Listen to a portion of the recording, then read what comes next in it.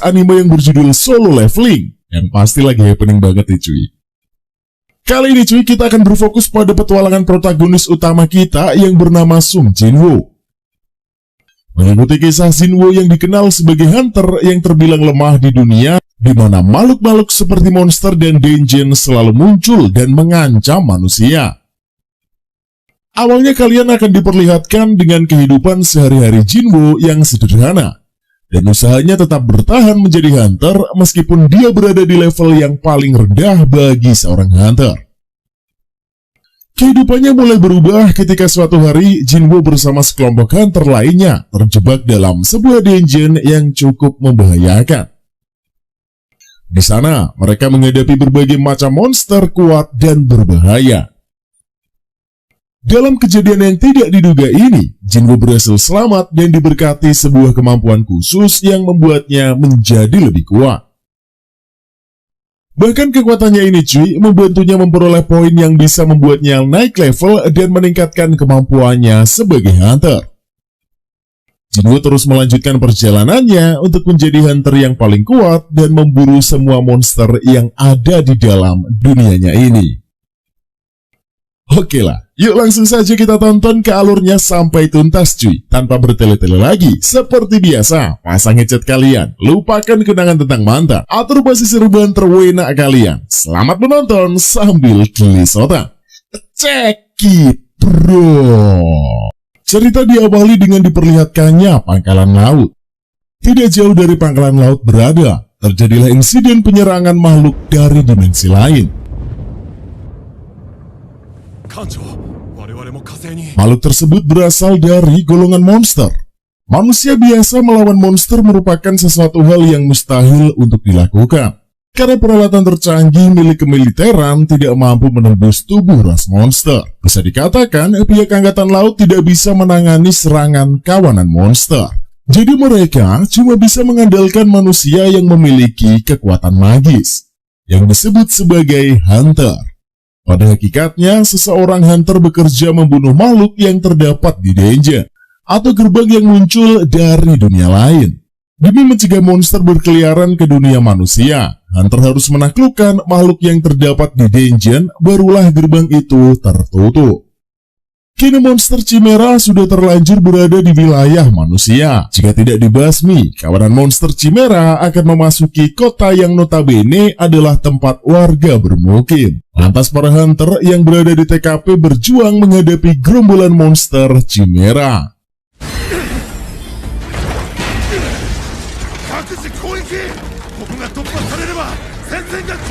Akan tetapi, monster Chimera yang mereka lawan ini sangat sulit dikalahkan. Hal itu menimbulkan kepanikan dan kecemasan yang luar biasa.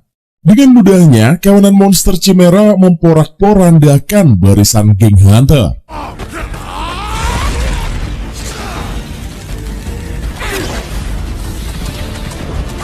Para healer yang berperan memberi pengobatan dan menambah kekuatan tempur turut menjadi incaran kawanan monster Chimera. Suasana di medan pertempuran nampak tidak seimbang. Yang ada, geng hunter menjadi santapan empuk kawanan monster Chimera.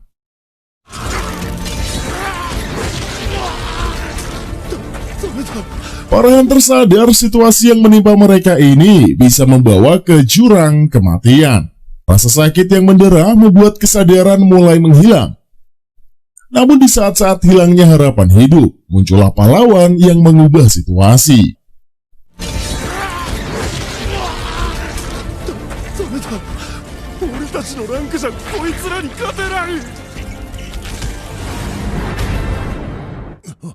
Seorang healer bernama Byunggu berusaha menyembuhkan hunter yang tengah terluka parah. Berkat kekuatan penyembuh yang luar biasanya dari si healer, dalam sekejap semua luka di tubuh si hunter auto menghilang.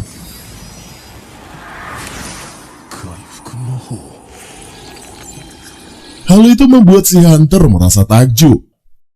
Memang benar, hunter level S jauh lebih hebat ketimbang mereka yang masih berada di level D. Akan tetapi, di belakang Byunggu terdapat banyaknya monster Chimera yang menyerang. Meski tahu ada hal buruk, Byunggu tetap santuy. Sebab Byung-gu tahu teman-temannya bakal datang untuk membantu. Benar saja, kedua rekan Byung-gu bekerja sama dengan baik.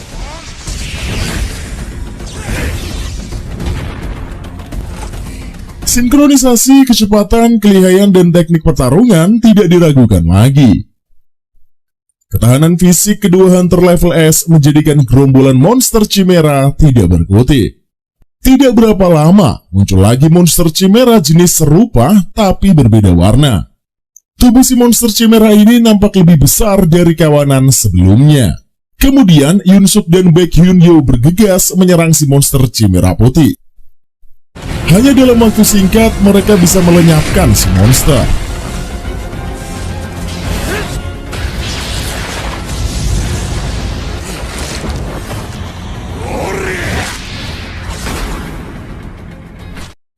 Selang beberapa waktu, kawanan lainnya nongol dalam jumlah banyak. Bukannya panik, Yun-yo semakin tertantang, dan dia memakai kekuatannya menggempur pasukan musuh.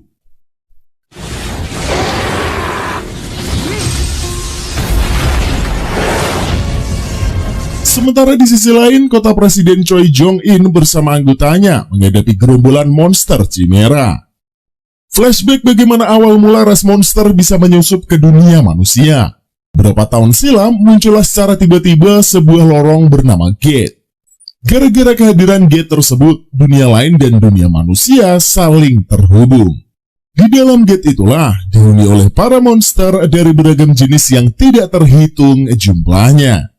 Makhluk dari Gate ini memiliki kekuatan tubuh yang luar biasa, sehingga senjata biasa tidak akan mempan membunuh kawanan monster.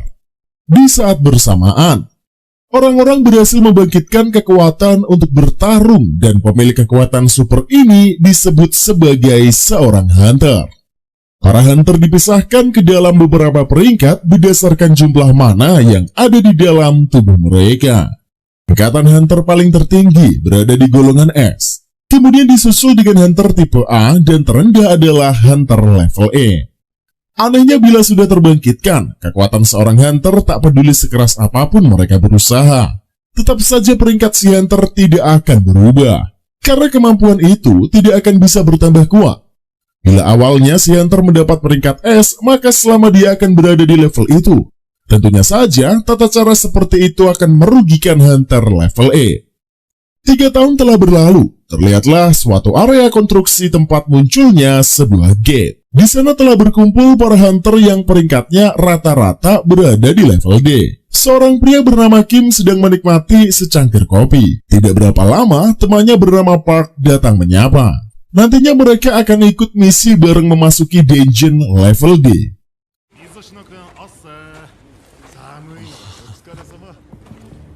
Kemudian, fokus utama para hunter di sana tertuju pada seorang pria yang bernama Sun Jinwoo. Tentunya Park menjadi heran, mengapa semua orang sibuk menyapa Jinwoo.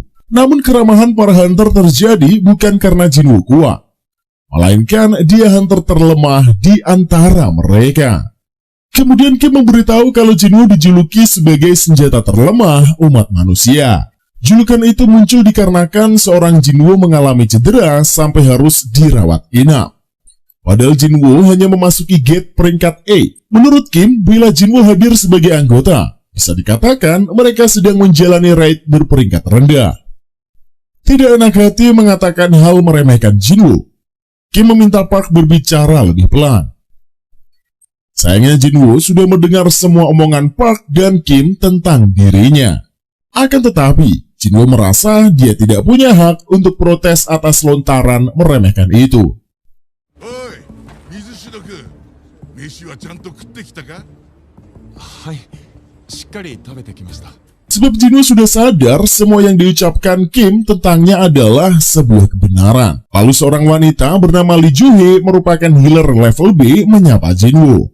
Lantas Joo-hee memperlihatkan kecemasannya terhadap Jinwoo yang selalu saja terluka ketika menjalani raid. Karena semua hunter telah bersiap memasuki gate, Jinwoo dan Joo-hee menyelesaikan obrolan mereka. Kemudian seorang pria parubaya bernama Song Chiul memperkenalkan dirinya sebagai pemimpin tim.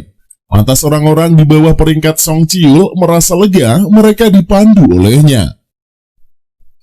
Setelah itu, satu persatu dari mereka menerobos gate. Kemudian Jinwoo mengeluarkan senjata yang nampak usang dan tak layak digunakan. Namun minimnya pemasukan membuat Jinwoo terpaksa membeli senjata rongsokan tersebut. Dengan senjata tuanya itulah, Jinwoo memantapkan dirinya mengikuti raid. Sementara seorang pria bernama Go Gun-hye merupakan direktur lembaga asosiasi Hunter Korea Selatan sedang mengobrol dengan bawahannya bernama Woo Jin-chul. Gun-hye merasa tidak berdaya menolak keinginan pemerintah yang tidak ingin Dungeon Break. Dungeon Break sendiri berarti monster yang ada di dalam gate keluar menuju dunia manusia. Menurut Gun-hye, tidak ada salahnya sama permintaan itu, sebab para hunter memang ditugaskan membasmi para monster. Selain itu, para hunter hidup dari barang yang mereka dapat di dalam dungeon, seperti batu sihir yang diperoleh setelah membunuh monster, yang bisa mereka perjualbelikan. Kembali ke dungeon peringkat D, Jinwoo merasa senang akhirnya dia berhasil memperoleh satu batu sihir. Dengan begitu, Jinwoo bisa menjualnya untuk bisa mendapatkan uang. Di tengah kesenangan Jinwoo, Joo-hee juga memperingatkan kalau bahaya masih saja mengejar. Benar saja, serangan monster goblin membuat Jinwoo kewalahan. Sialnya lagi, pisau usang Jinwoo patah, menjadikannya sasaran empuk untuk si goblin.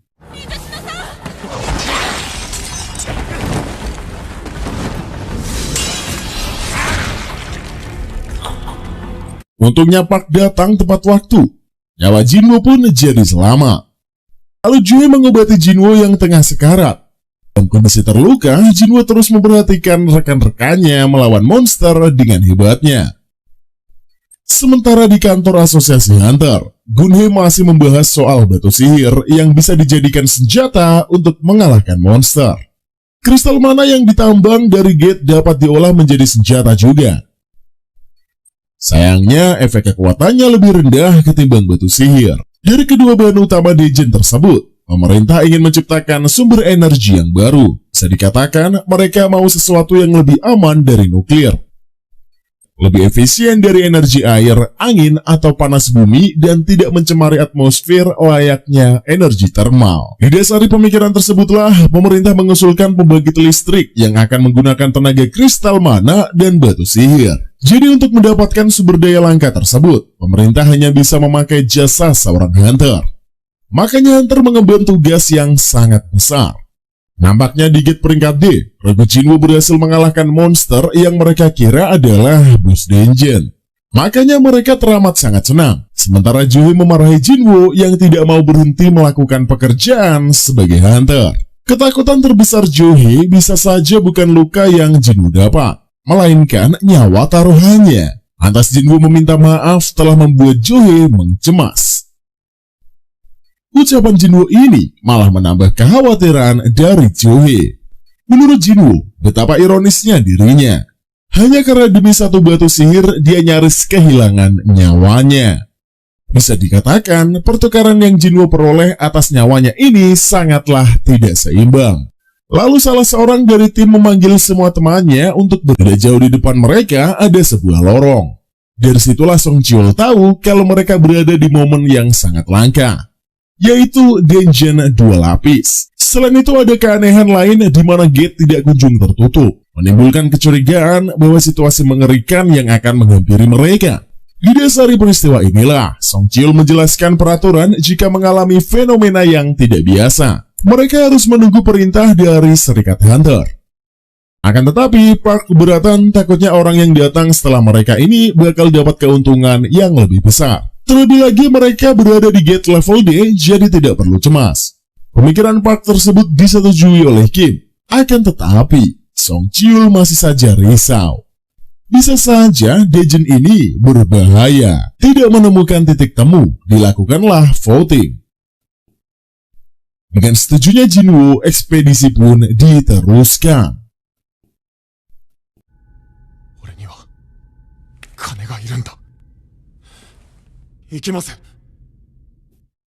Kemudian di tempat tes level hunter ditentukan, banyak perusahaan yang sedang merekrut anggota. Salah satunya bawahan Presiden Choi Jong-in. Ia mendapat tugas menggait para hunter tanpa memperdulikan usia ataupun jenis kelamin. Asal para hunter yang direkrut memiliki kekuatan sesuai standar mereka. Meskipun dalam menarik anggota, mereka ragu bisa menemukan seorang berlevel setara dengan Chai Ha-in, si hunter wanita ini satu-satunya yang berperingkat S. Lalu di jalanan, seseorang wanita dirampok oleh geng begundal. Namun mereka bernasib sial sebab diadang oleh si cantik Ha-in.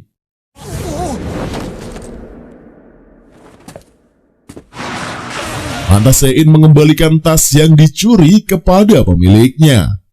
Orang-orang tersadar kalau Ha-in ini adalah si hunter yang terkenal. Merasa risih dikerumuni oleh warga, Ha-in segera menjauh. Nampaknya semua orang mengagumi kecantikan, kelincahan, dan juga kekuatan Ha-in. Sementara di dalam dungeon, tim Song Cheol berada di kuil Certanon yang banyak patung raksasa bermukim di sana. Nampaknya patung berukuran paling besar ini terlihat sangat mengerikan. Kemudian salah satu anggota memperlihatkan komandemen kepada Song Cheol. Lantas Song Cheol membaca komandemen kuil Certanon tersebut. Pertama, hormatilah sang dewa. Kedua, pujilah sang dewa. Ketiga, taatlah kepada sang dewa. Selagi Song Cheol fokus sama komandemen, Juhi tampak ketakutan dan dia segera melaporkan pada Jinwoo. Jikalau Master Patung terus melihat ke arah mereka. Di dalam ketakutan Juhi, terdengarlah suara Song Cheol yang mengatakan, bila mereka tidak mengikuti peraturan komandemen, bisa dipastikan tidak akan pulang hidup-hidup. Di saat yang bersamaan, dengan selesainya Song Cheol membaca si komandemen, pintu kuil pun tertutup rapat. Hal itu menimbulkan kepanikan di antara tim Song Cheol. Saking takutnya, salah satu dari mereka nekat mendekati pintu, yang berimbas pada kematiannya. Pemandangan mengerikan itu pun terjadi begitu saja di depan Jinwoo dan kawan-kawan, sehingga suasana semakin mencekam. Hanya sorotan mata saja yang dipenuhi dengan ketakutan menghiasi tim Jinwoo. Lantas Jinwoo menoleh ke arah patung berukuran yang paling besar. Tidak butuh waktu lama, si patung melirik ke arah Jinwoo. Sontak saja Jinwoo syok berat. Dalam kekalutannya akan kematian, Jinwoo teringat sudah beberapa kali dia diterpa bahaya. Dari situlah Jinwoo tersadar tidak peduli berapa rendahnya tingkat dungeon tersebut. Tetap saja dia selalu mempertaruhkan nyawanya. Normalnya para hunter selalu mengincar monster kuat agar bisa mendapatkan batu sihir dengan harga yang mahal pastinya. Akan tetapi, Jinwoo sendiri kesulitan dalam membeli pisau yang murahan. Sialnya kalau senjatanya rusak, Jinwoo harus bertarung menggunakan tangan kosong. Parahnya lagi, mengganti sepatunya ini yang sudah tidak layak pakai, Jinwoo tidak mampu. Meskipun demikian, Jinwoo selalu bertahan dari segala kekurangan dan cemoohan dari orang lain. Lucunya lagi, Jinwoo selalu bertaruh nyawa hanya demi dengan imbalan yang tidak seberapa. Namun agar bisa terus menyambung hidup, Jinwoo tidak pernah lengah dari situasi di sekelilingnya. Berikut itu pula pengamatan Jinwoo semakin tajam terhadap suasana di lingkungan sekitarnya. Dari pengalaman, rasa takut yang berlebihan menjadikan Jinwoo menjadi mawas diri. Sehingga Jinwoo tahu kalau si Master Patung bakal menyerang. Lantas Jinwoo memerintahkan seluruh rekan-rekannya untuk menunduk. Dan benar saja, prediksi Jinwoo, Master Patung melesatkan tembakan buat arena dikelilingi oleh api. Di saat yang bersamaan, arahan dari Jinwoo menyelamatkan nyawa teman-temannya. Kini mereka semua pun dipenuhi dengan rasa parno yang luar biasa. Sebagian mereka ingin keluar dari ruangan mematikan tersebut. Akan tetapi, hal itu tidak bisa dilakukan semudah membalikkan telapak tangan. Sebab bila salah satu bertindak, nyawa langsung melayang dari badan. Kemudian sebagai pemimpin, Song Cheol meminta anggotanya tidak boleh bergerak. Itu semua demi keselamatan mereka. Sementara Jinwoo kebingungan tidak tahu cara menenangkan sahabatnya Juhe yang tengah menderita trauma berat. Kemudian Song Cheol mengucapkan terima kasih kepada Jinwoo yang sangat peka terhadap situasi. Jika bukan karena perintah Jinwoo untuk merunduk, sudah pasti mereka semua pada koir. Lantas Jinwoo terkejut melihat tangan Song Cheol yang menjadi cacat. Namun bagi Song Chiul, luka yang mendera masih sanggup dia tahan. Karena Joe lagi shock berat, hanya Jinwoo saja yang bisa Song Chiul andalkan. Tentunya untuk menghentikan pendarahan di tangannya. Lalu Song Chiul menyampaikan cara untuk keluar hidup-hidup dari kuil Sertanon. Caranya adalah mengikuti isi komandemen, barulah mereka akan bisa selamat. Mereka harus menghormati dewa, memuji dewa, dan juga menaati semua perintah sang dewa. Dari Denjen beralih ke sekolah Jin Ah. Nampak teman sekelas Jin Ah bernama Song Yi menanyakan tentang Jinwoo yang bekerja sebagai hunter. Dengan bangganya, Jin Ah menceritakan kalau kakaknya Jinwoo seorang hunter berperingkat E. Namun Jinwoo sering mendapatkan luka karena pekerjaan yang berbahayanya itu. Lantas Jin Ah keheranan, tumben Song Yi bertanya soal kakaknya. Sementara di Denjen, salah seorang dari tim Song Chiul bernama Thor nekat melakukan pergerakan. Namun besarnya tekad Thor tidak sebanding sama kemampuannya. Pada akhirnya, Thor harus meregang nyawa. Peristiwa kematian Thor memperkeruh suasana di kuil Sertanon. Dilihat dari Master Patung membunuh Thor seperti membasmi seekor semut saja. Menandakan betapa kuatnya dan overpowernya si Master Patung. Menurut Jinwoo, si Master Patung sangatlah aneh, padahal memiliki kekuatan untuk bisa menghancurkan mereka semua. Namun Master Patung tidak melakukannya dan itu malah membuat Jinwoo auto terheran-heran. Lalu terpikirkan oleh Jinwoo tentang komandemen yang dibacakan Song Chiul tentang peraturan yang pertama, yaitu adalah hormatilah dewa. Didasari komandemen ke-1, Jinwoo meminta semua orang bersujud sebagai tanda penghormatan.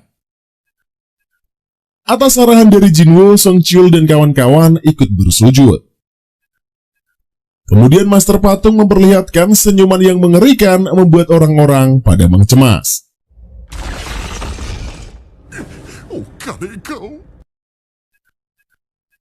Setelah itu, Park memberanikan diri bangkit dari sujudnya. Melihat tidak adanya pergerakan dari Master Patung, semuanya mengira aman dari serangan. Namun Jinwoo meyakini ujian mereka belum selesai. Benar saja, Master Patung mulai melangkahkan kakinya. Hal itu menimbulkan kepanikan pada diri orang-orang.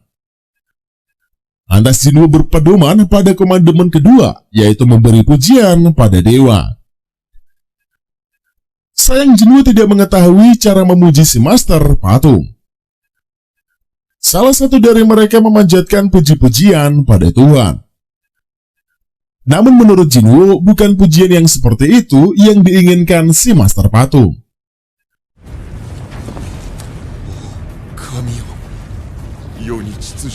Benar saja, Master Patung tidak menghentikan langkahnya terus menginjak tubuh pria itu.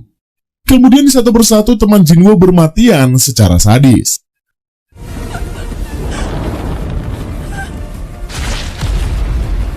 Hanya lari yang bisa Jinwoo and the gang lakukan. Dalam kepanikan itulah, Park teringat akan istri dan anaknya. Makanya dia berharap bisa keluar dari kuil Sertanon secara hidup-hidup. Nasa pemikiran itu hanyalah hayalan belaka, sebab Park dieksekusi secara brutal oleh patung penjaga. Menyaksikan kematian bestinya di depan mata membuat Kim histeris. Sementara Jinwoo masih memikirkan pujian apa yang layak diberikan pada Master Patung yang kelakuannya seperti setan. Di situasi genting, Jinwoo berharap dia bisa menyelamatkan Joe. Demi mengetahui jawaban tersebut, Jinwoo mulai mengamati situasi yang ada di sekitarnya. Selagi Jinwoo berpikir keras, rekan lainnya mengalami kematian yang tragis. Akhirnya, Jinwoo menemukan jawaban dari komandemen kedua untuk memuji sang dewa. Sehingga Jinwoo meminta semua rekan-rekannya menuju patung yang mempunyai alat musik. Kebetulan di depan Song Chiul ada patung yang berterompet. Makanya Song Chiul menginjakan kakinya di sana. Benar saja, setibanya Song Chiul, si patung langsung meniupkan terompetnya. Song Chiul membenarkan statement dari Jinwoo bahwa setiap patung yang membawa instrumen tidak akan menyerang mereka. Lantas Kim menuju ke patung biola. Sementara Jinwoo dan Johae sudah tiba di patung genderang. Sialnya si patung tidak mau membunyikan alat musiknya. Dari situlah Jinwoo tersadar satu patung hanya untuk satu orang. Sehingga Jinwoo mengalah membiarkan Johae tetap di patung genderang.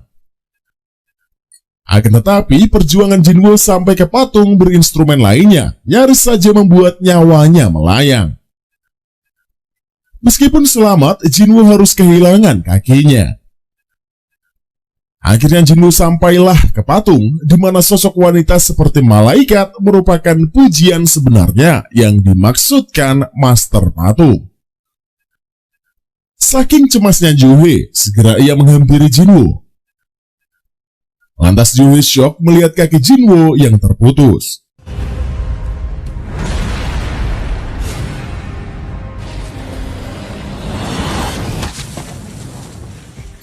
Akan tetapi, kekuatan Johae tidak cukup menyembuhkan Jinwoo. Di kesempatan itulah, Kim menyalahkan Song Chiul atas kematian Park. Dalam benak Jinwoo, sekarang bukanlah situasi yang harus diperdebatkan. Karena mereka harus menyelesaikan komandemen ketiga, yaitu taatilah perintah dewa. Benar saja, sebuah altar pun muncul di kuil. Lantas Jinwoo menjelaskan didasari pengetahuan mitos kuno. Altar digunakan untuk memberikan persembahan berupa harta atau nyawa. Lantas kekesalan Kim atas meninggalnya Park dia lupakan pada Song Chiul. Sehingga Song Chiul diminta mempersembahkan dirinya pada sang dewa. Alhasil Song Chiul maju menuju ke tempat altar persembahan. Ada kekesalan dalam benak Jinwoo karena dipersalahkannya Song Chiul. Sebab keputusan masuk ke kuil ini cuy merupakan maklumat bersama. Setibanya Song Chiul di altar muncullah api. Kemudian Jinwoo pun meminta bantuan kedua rekannya membawa dia menuju ke altar. Sesampainya di sana, 3 api turut menyala. Di kesempatan itulah, Jinwoo menanyakan situasi di dungeon pada Song Chiul. Diketahui bahwa gate akan sepenuhnya terbuka setelah 7 hari. Dengan kata lain, sebuah dungeon mengalami break. Jika itu terjadi, para monster akan keluar dari dalam gate. Tujuan lain diadakannya raid adalah mengalahkan boss dungeon di waktu yang sudah ditetapkan untuk menutup gate pastinya. Didasari cara kerja dungeon tersebut, bila Jinwoo dan kawan-kawan tidak bisa mengalahkan master patung yang merupakan boss dungeon, pastinya si master patung akan pergi ke dunia manusia.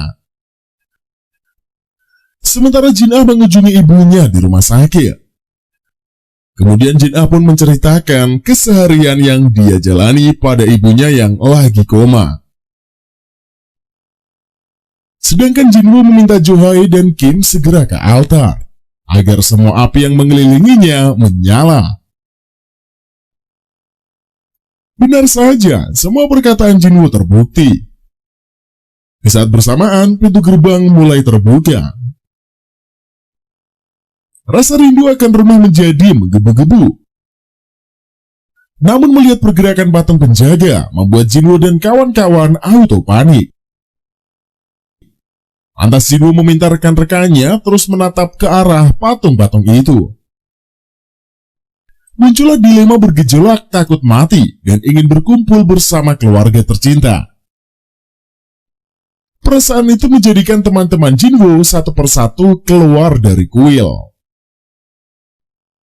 Tinggallah Jinwoo, Songcheol, dan Johae yang masih setia di kuil. Lantas Songcheol meminta Jinwoo membawa Johae pergi. Sayangnya Jinwoo tidak mampu melangkah dan membiarkan dirinya tetap berada di ruangan. Namun Johae enggan meninggalkan Jinwoo sendirian. Tidak ada pilihan lain, Songcheol membopong Johae untuk keluar. Kini Jinwoo sendiri berkamut dengan rasa takut yang menderanya. Sempat terpikirkan oleh Jinwoo, harusnya dia membuat asuransi jiwa saja. Sehingga saat dirinya mati, keluarga yang ditinggalkan akan bisa merasakan manfaat dari keuangannya. Kemudian Jinwoo mencoba melakukan perlawanan. Namun Jinwoo bukan tandingan oleh para prajurit. Tubuhnya Jinwoo menjadi makanan senjata para prajurit. Di kondisi kritis, Jinwoo mengeluhkan kalau bukan hanya Kim dan kawan-kawan saja yang punya keluarga. Tapi dia juga memiliki seorang adik perempuan dan juga ibu. Makanya Jinwoo ingin pulang hidup-hidup. Meski demikian, Jinwoo merasa bersyukur Johae and the Gang selamat. Nampaklah tubuh Jinwoo yang mendarat ke atas altar persembahan. Di momen itulah, Jinwoo berharap dia diberi kesempatan untuk hidup. Di saat yang bersamaan dengan keinginan tersebut, Jinwoo mendapat pemberitahuan dari sistem. Karena keberanian Jinwoo, orang terlemah di tim yang mengorbankan dirinya, sama saja telah menyelesaikan kues rahasia dari Dungeon 2 lapis. Di mana kues rahasia tersebut berjudul Nyali Sang Pecundang. Artinya Jinwoo telah memenuhi kualifikasi dari ketentuan kues, membuatnya diberikan pilihan untuk menerima sistem atau tidak. Dalam kurun waktu persekian detik sebelum jantung Jinwoo berhenti berdetak, dia harus memencet tombol yes. Lantas Jinwoo menekan tombol yes yang membuatnya kembali dengan selamat. Begitu sadar dari tidurnya, Jinwoo terkaget-kaget dia berhasil pulang tanpa cacat sekalipun. Padahal seingat Jinwoo, dirinya sudah tercabik-cabik di altar persembahan. Seolah-olah kejadian itu hanyalah sebuah mimpi belaka. Bila ditilik dari kondisinya, Jinwoo sekarang, tidak berapa lama datanglah Kang Tae-sik dan juga Chin-chul yang menjabat sebagai manajer departemen pengawas Serikat Hunter. Sontak saja, Jinwoo heran mengapa orang dari departemen pengawas mengunjunginya. Sebelum ke topik utama, Jinwoo menanyakan kabar dari Songcheol dan Johae. Menurut Chin-chul, dilihat dari cedera yang mengakibatkan salah satu tangannya menghilang, Hunter Songcheol kemungkinan akan pensiun dari pekerjaannya. Sementara itu, Hunter Johae mengalami traumatik yang berat dan masa menjalani terapi. Setelah itu, Chin-chul pun mengatakan Hunter yang selamat dari Dungeon 2 lapis berjumlah 6 orang. Saat mereka mendapat laporan dari Hunter yang berhasil keluar dari kuil, tim pengawas Hunter bersama Guil Harimau Putih bergegas ke dungeon. Sesampainya di sana, mereka melihat Jinwoo yang tengah tidak sadarkan diri. Tidak ada satupun jejak patung maupun kuil. Hanya saja kesaksian para saksi sinkron dan terdapat jejak mayat, makanya mereka percaya kengerian yang menimpa Jinwoo dan kawan-kawan. Kemudian Chin-chul mengatakan tujuan kedatangan mereka. Tentunya untuk mengetahui apakah Jinwoo mengalami kebangkitan kedua. Pada umumnya, level seorang hunter tidak akan pernah berubah. Namun ada satu momen, tubuh seorang hunter level rendah berada di batas levelnya. Bisa saja hunter tersebut berada di peringkat S atau A. Itulah yang disebut dengan kebangkitan kedua. Sayangnya saat dilakukan pengujian menggunakan alat pengukur mana, Jinwoo masih berada di level E. Sehingga Chin-chul meminta maaf sudah mengganggu Jinwoo. Lantas Kang Taishik mengeluhkan level Jinwoo nilainya sangat rendah, cuma 10 poin. Sama saja Jinwoo merupakan orang biasa. Setidaknya hunter di level E ini berkisar 70 poin. Karena Jinwoo bukanlah orang yang terbangkitkan, kedua, jadi pihak Serikat Hunter kesulitan. Terlebih lagi mereka tidak bisa melakukan penyelidikan ulang. Hal itulah yang bisa membuat Jinchul dilema, gimana cara hunter biasa seperti Jinwoo bisa bertahan hidup dari kekejaman dungeon berlevel S. Kemudian, Jinwoo pun melihat adanya layar sistem yang muncul di hadapannya. Namun hanya Jinwoo saja yang bisa menyaksikan layar dari sistem. Jin-ah merasa kakaknya perlu memeriksakan diri ke dokter karena mempertanyakan hal yang aneh. Dirasa kakaknya sudah sehat, Jin-ah segera menemui temannya Song Yi yang sedang menunggunya pastinya. Tampak Jinwoo yang belum memahami cara kerja sistem, makanya Jinwoo mengabaikan quest dari sistemnya yang memintanya memenuhi segala kebijakan. Padahal Jinwoo sudah diberi peringatan, jika melanggar peraturan sistem, dia akan dikenakan penalti. Sementara Jinchul melaporkan pada Gunhae kalau Jinwoo tidak mengalami kebangkitan. Alhasil Gunhae meminta Jinchul melaporkan kasus Dungeon 2 ke lapis pangkalan data sebagai insiden khusus dan meminta pemeriksaan ulang dilakukan. Malam menjelang gate baru muncul lagi di 2 tempat sekaligus. Sementara Jinwoo yang cuek bebek akan quest peningkatan kekuatan. Kini dia mengalami penalti hingga berubah menjadi quest bertahan hidup. Alhasil, Jinwoo pun dibawa ke sebuah gurun dan diincar oleh monster kelabang. Demi menghindari serangan tersebut, Jinwoo berlari sekuat tenaga. Parahnya, si monster kelabang muncul dari berbagai sisi. Sialnya lagi, selama 2 jam Jinwoo harus berlari terus-menerus. Syukurlah Jinwoo dapat menyelesaikan quest, makanya sistem memulangkannya ke rumah sakit. Belajar dari pengalaman kemarin, Jinwoo tidak lagi mengabaikan quest dari sistem. Sehingga Jinwoo melakukan latihan atas dasar quest yang sudah ditentukan.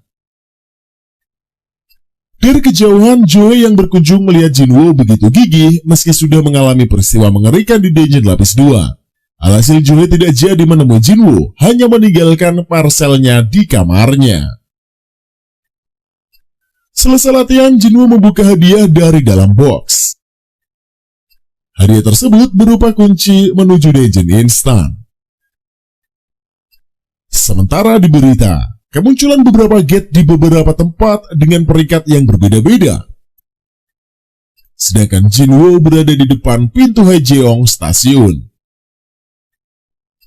Di sana, Jinwoo memakai kunci menuju ke dungeon yang instan. Setibanya di dalam, Jinwoo panik, dia terjebak di sana. Namun begitu melihat seseorang wanita bisa keluar begitu saja, Jinwoo sadar dia berada di dimensi yang berbeda. Lalu sistem memperlihatkan batu sihir teleportase. Agar bisa benda itu digunakan, Jinwoo harus menyelesaikan quest-nya. Meskipun panik harus menyelesaikan dungeon seorang diri tanpa party, Jinwoo tetap memberanikan dirinya. Tidak berapa lama, muncullah kawanan goblin yang menyerang Jinwoo. Awalnya Jinwoo kewalahan, akan tetapi lama-kelamaan Jinwoo pun mulai terbiasa. Hingga dia bisa membantai seluruh kawanan goblin. Baru saja menuntaskan geng goblin dan masih menyisakan rasa lelah. Kini muncul lagi monster serigala merah dan ganas. Mendadak, tubuh Jinwoo tak bisa digerakkan. Jinwoo sadar dirinya ketakutan sama saat menghadapi monster patung. Dari situlah Jinwoo yakin dia mengalami trauma. Padahal selama ini Jinwoo mengira dia tidak merasakan dampak dramatis dari dungeon 2 lapis. Lantas serigala pun kembali menyerang Jinwoo. Meskipun Jinwoo sempat menghindar, tapi wajahnya tidak luput dari goresan. Tak membawa healer bersamanya, menjadikan Jinwoo sadar jika terluka kemungkinan dirinya akan selamat adalah nihil. Belum hilang kekhawatirannya, serigala bersiap mendaratkan cabikannya ke tubuh Jinwoo. Di tengah serangan yang mendera tubuh Jinwoo, refleks menghindarinya pun muncul. Dari situlah Jinwoo tersadar kalau perkembangan fisiknya ini meningkat pesat. Tubuhnya terasa ringan dan pergerakannya lebih terarah. Lantas duel sengit masih berlangsung. Monster serigala bukanlah sesuatu yang bisa ditaklukkan dengan mudahnya. Mendadak Jinwoo kepikiran soal item inventory di sistem. Sehingga dia meminta inventory mengeluarkan senjata. Entah dari mana pedang berharga 3 juta terdapat di inventory. Hal itu membuat Jinwoo keheranan. Kemudian pertarungan menggunakan senjata menjadikan langkah kemenangan Jinwoo semakin dekat. Pada akhirnya Jinwoo bisa membunuh si monster serigala. Tidak berapa lama, 2 kawanan serigala lainnya pun nongol. Sialnya pedang Jinwoo tertancap di lantai. Untungnya, Jinwoo bisa menggunakan pedangnya. Kemudian, senjata Jinwoo malah dimakan oleh serigala. Tentu saja, Jinwoo pun tidak sudi senjata mahalnya ini dirusak begitu saja. Menggunakan tendangan saktinya, Jinwoo berhasil memojokkan serigala hingga menebas tubuh si hewan sampai tewas. Karena rekannya koit, serigala satunya lagi memilih kabur. Lalu Jinwoo pun mengistirahatkan diri sejenak. Sembari melihat layar di sistemnya, dari situlah Jinwoo tahu dia sudah berada di level 2. Bersamaan dengan peningkatan level, kemampuan lainnya Jinwoo turut mengalami kenaikan. Ternyata pertarungan langsung lebih mudah membuat level Jinwoo bertambah. Selain itu, tubuh Jinwoo pun bisa menyembuhkan lukanya sendiri. Lalu Jinwoo tertarik pada batu sihir yang ada di mayat serigala. Lantas sistem memberitahukan Jinwoo tidak dapat batu sihir melainkan sebuah sistem. Namun karena Jinwoo pemain baru, dia tidak bisa membeli item. Cuma diperbolehkan menjualnya saja.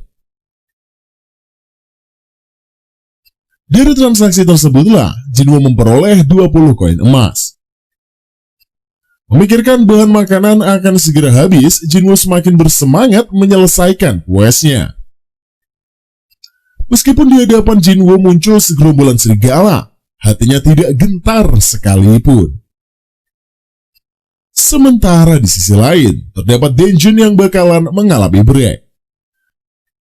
Tentunya membuat takut masyarakat akan kemunculan kawanan monster di dunia manusia. Sedangkan Jinwoo berhasil menumpas semua kawanan serigala. Melihat senjatanya yang rusak, Jinwoo sadar sebagus apapun peralatannya, jika terus-menerus digunakan pasti akan ada sisi penyusutannya. Lalu Jinwoo pun melihat inventorinya. Di situ dia melihat batu sihir teleportase. Jinwoo bisa mendapatkan benda itu sebab dia berhasil menyelesaikan quest-nya. Akan tetapi, Jinwoo enggan memakai item tersebut. Sebab dia mengurungkan niat keluar dan memilih lanjut menelusuri dungeon instan. Sementara Joe mendapat telepon tentang gate yang mengalami break. Hal itu membuat Joe menyesal karena ketakutannya tidak mau membantu misi. Padahal tim hunter tersebut kekurangan healer. Mengingat tekad Jinwoo, Joe bersedia ikutan dalam misi tersebut. Sedangkan Jinwoo di dungeon instan bertarung melawan kawanan monster. Tidak butuh waktu lama, Jinwoo berhasil membasmi seluruh monster. Kemudian Jinwoo pergi ke bagian lebih dalam di dungeon. Mendadak dia mendapat serangan kilat yang membuatnya kesulitan melawan. Tidak lama kemudian, muncullah Raja Rawa dalam ukuran yang fantastis. Terjadilah baku hantam pertarungan yang sengit antara Jinwoo melawan Raja Rawa. Kulit Raja Rawa ini sangat keras seperti baja.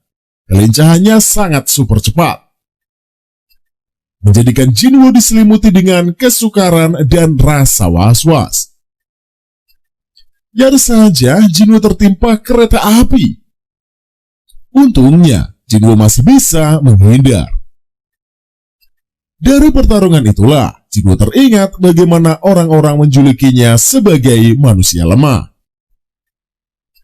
Kala itu Song Chil-yu menyemangati Jinwoo agar dia bisa memulihkan nama baiknya. Berdasarkan penghinaan orang-orang terhadap dirinya membuat amarah Jinwoo berubah dalam bentuk kekuatan. Jinwoo sadar pertarungan melawan Master Patung lebih ganas ketimbang menghadapi Raja Rawa. Di saat yang bersamaan dari momen tersebut, Jinwoo tahu bahwa kekuatan absolut berada di atas segala-galanya. Jinwoo yang selalu memfokuskan poin penguatan menyebabkan dia tidak bergantung lagi kepada senjata. Menggunakan daya tahan tubuhnya, Jinwoo membuat Raja Rawa histeris akan cabikan tangan dan amarah seorang Jinwoo. Pada akhirnya, Jinwoo bisa menyelesaikan quest dari sistem mengalahkan si Raja Rawa dan mendapatkan hadiah berupa belati. Namun Jinwoo memilih menyimpan item tersebut. Karena sudah menumpas si bos dungeon, Jinwoo pun bisa pulang ke dunia manusia tanpa menggunakan batu sihir teleportase. Tidak disangka, Jinwoo bertemu dengan tentara. Mengetahui Jinwoo seorang hunter, tentara membawanya ke tempat monster berada. Nampak para hunter kesulitan menembus pertahanan monster golem. Dari kejauhan, Jinwoo melihat Joe yang berada di arena masih trauma. Hingga kemampuan sihirnya pun tak bisa dia gunakan. Dengan satu tembakan pedang patah Jinwoo, si monster golem berhasil dikalahkan. Salah satu hunter menyadari bukan mereka yang menumbangkan si monster golem. Sehingga dia menanyakan kepada tentara siapa pemilik dari pedang patah tersebut. Akan tetapi, Jinwoo sudah tidak lagi berada di tempat membuat si hunter penasaran. Tentunya akan sosok dari sang pahlawan. Sementara Joe mengetahui kalau tadi Jinwoo ada di barisan paling belakang.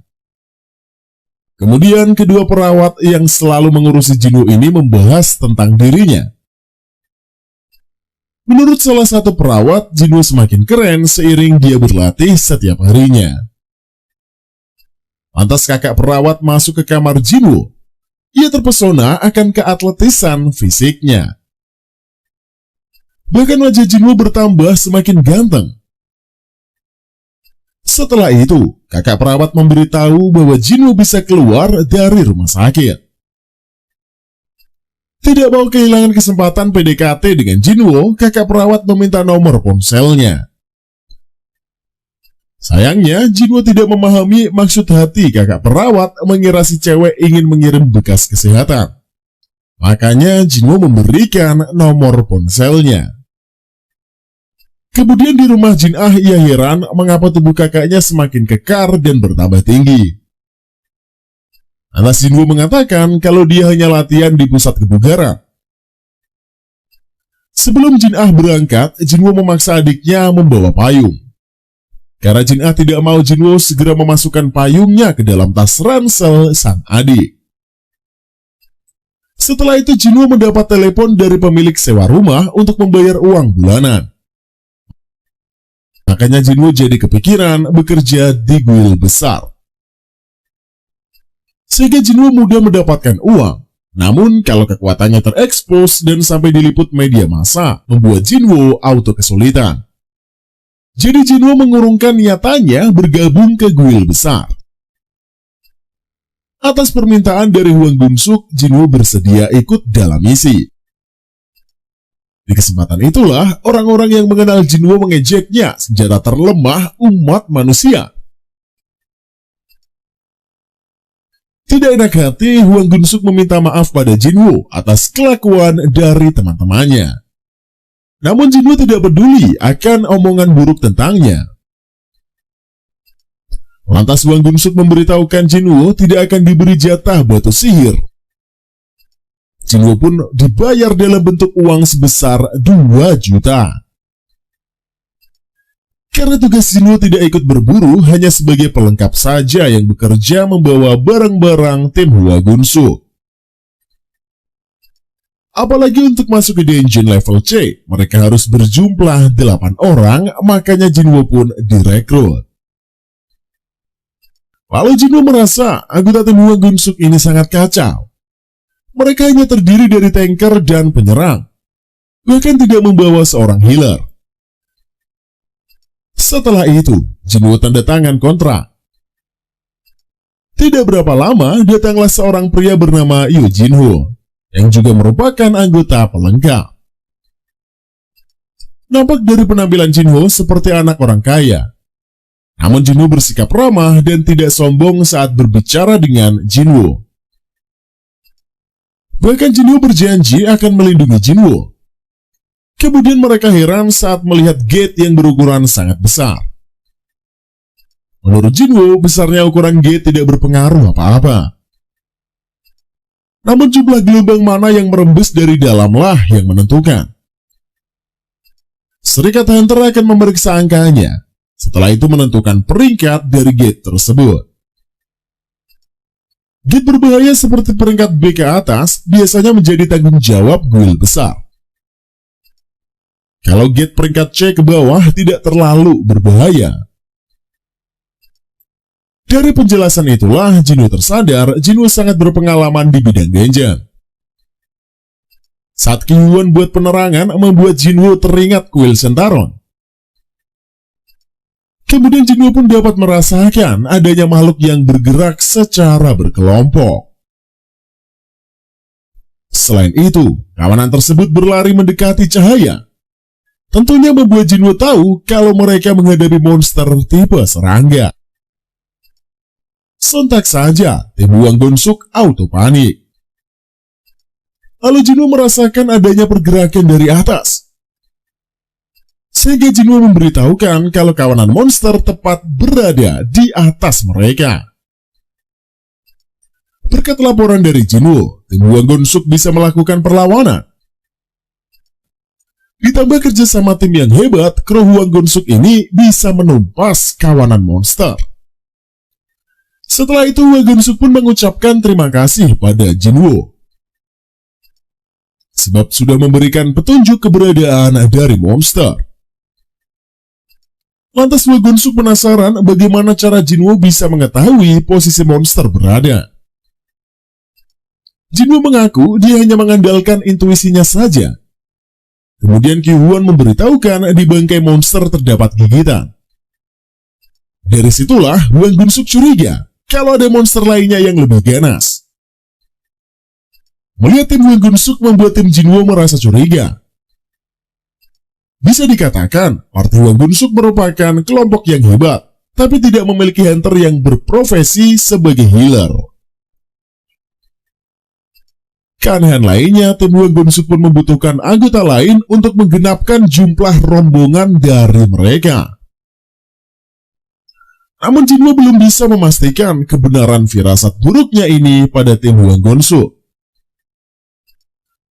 Kemudian, di sepanjang perjalanan, mereka selalu menemukan bangkai monster. Lantas Ki-hwan memberikan penerangan hingga terlihatlah banyak kristal mana. Di kesempatan itulah Jinwoo melihat perjanjian kontrak yang ditandatangani oleh Jinwoo. Dari isi surat kontrak, harusnya Jinwoo berhak mendapatkan kristal mana.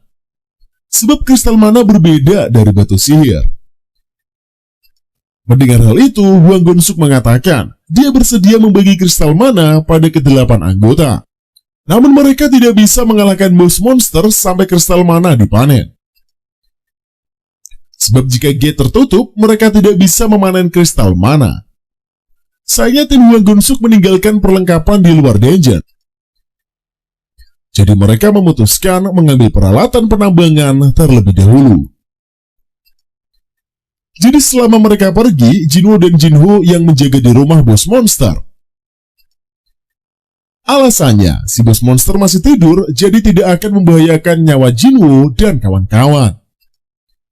Hal itu semakin membuat Jinho dan Jinwoo tidak percaya pada Hwang Gun-suk. Mungkin selama ini, tim Hwang Gun-suk selalu mencari anggota tambahan untuk dikorbankan. Benar saja firasat Jinwoo. Dengan teganya, tim Hwang Gun-suk menutup pintu rumah bos monster. Teringatlah Jinwoo akan perkataan Song Chiul, di mana akan ada orang jahat yang berlaku kejam di dungeon. Karena tak ada CCTV dan pembunuhan saksi mata, para penjahat tidak bisa dipidanakan. Mereka memanfaatkan kaum lemah sebagai korban. Bisa dikatakan tindakan geng penjahat sama seperti cicak yang memutuskan ekornya. Sontak saja Jinwoo kesal hanya ingin menguasai kristal mana. Tim Hwang Gun-suk menjadikan mereka umpan. Tidak berapa lama, bos monster bangun. Dia segera turun mendekati tim Jinwoo. Lantas Jinwoo pun meminta untuk Jinwoo berlindung di belakangnya. Sepintas, Jinwoo merasa jarak mereka antara bos monster seperti langit dan bumi. Bahkan Jinwoo kembali mengenang master patung di kuil Sertanon. Namun Jinwoo tersenyum tipis bahwa dia menganggap kekuatannya ini jauh lebih tinggi ketimbang si bos monster. Makanya Jinwoo menyuruh Jinho tidak perlu melakukan pergerakan. Karena Jinwoo lah yang akan menghadapi si bos monster. Lantas Jinwoo mengeluarkan belati yang dia peroleh saat menumpas Raja Rawa. Dan ceritanya pun usai dulu sampai di sini cuy. Kalau kalian masih pengen tahu kelanjutannya, silahkan pantengin terus saja channel yang satu ini. Tentunya masih bersama Mang Upe hanya di channel ABP yang akan menghibur kalian semua setiap harinya cuy. By the way, Solo Leveling ini adalah merupakan cerita karya Chugong yang kemudian diilustrasikan dan dijadikan manhwa oleh Jung Sung Rak atau yang mungkin lebih dikenal sebagai nama Dubu. Jika kalian bosan dengan serial aksi fantasi dengan karakter yang ceritanya kebanyakan sama cuy, maka anime lovers wajib coba untuk nonton manhwa Solo Leveling yang satu itu. Karena manhwa ini tergolong dalam manhwa aksi yang membuat protagonis utamanya berkembang dari yang bukan apa-apa menjadi hunter terkuat nantinya. Sehingga kalian akan bisa melihat segala usaha keras untuk meningkatkan skill dirinya sebagai hunter yang sangat overpower. Oke lah, Mimin pamit dulu cuy, karena udah panjang banget video kali ini. Terima kasih buat kalian yang selalu menyaksikan video Mimin dari awal sampai akhir. Kita lanjut lagi dengan anime baru lainnya yang akan kita hadirkan untuk menghibur kalian semuanya. Tentunya jangan lupa juga untuk nyalakan loncengnya cuy, biar kalian tahu setiap kita upload video terbaru. Oke lah kalau begitu, see you in the next video and bye-bye.